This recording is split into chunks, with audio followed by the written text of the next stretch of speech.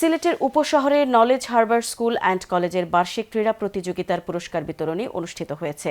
অনুষ্ঠানে প্রধান অতিথির বক্তব্যে যুক্তরাজ্যস্থ চিলড্রেন্স সেন্টারের প্রাক্তন প্রধান শিক্ষক বিশিষ্ট শিক্ষাবিদ মিসেস লিন্ডা ইয়ন বলেন, খেলাধুলা শিশুদের শারীরিক ও মানসিক স্বাস্থ্য সুরক্ষা দান করে। পুরস্কার বিতরণীর পূর্বে তিনি নলেজ হারবার কর্তৃপক্ষের সাথে প্রাথমিক শিক্ষা সংক্রান্ত বিভিন্ন গুরুত্বপূর্ণ বিষয়ে পরামর্শ প্রদান করেন এবং নলেজ হারবারের শিক্ষাদান পদ্ধতি সম্পর্কে অবহিত হয়ে ভূয়সী প্রশংসা করেন।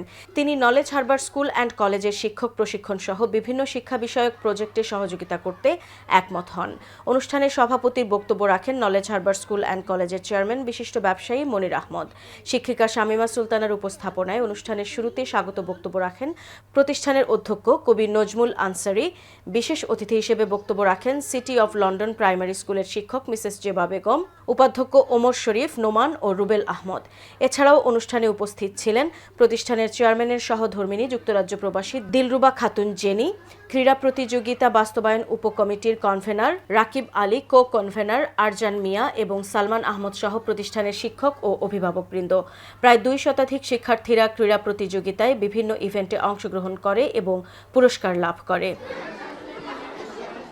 It's just lovely to see the children enjoying education and having a good time at school. And I wish you all the best for the future of the school. আলহামদুলিল্লাহ আমাদের ভালো চলতেছে। এদেশের এবং লন্ডনের অনেক ডাইরেক্টর আমাদের রয়েছে। আমরা আশা করতেছি যে অচিরেই আমরা আরেকটি ক্যাম্পাস উদ্বোধন করব এবং সর্বোপরি আমাদের এইম হচ্ছে যে দেশের শিক্ষার জন্য আমরা চেষ্টা করা।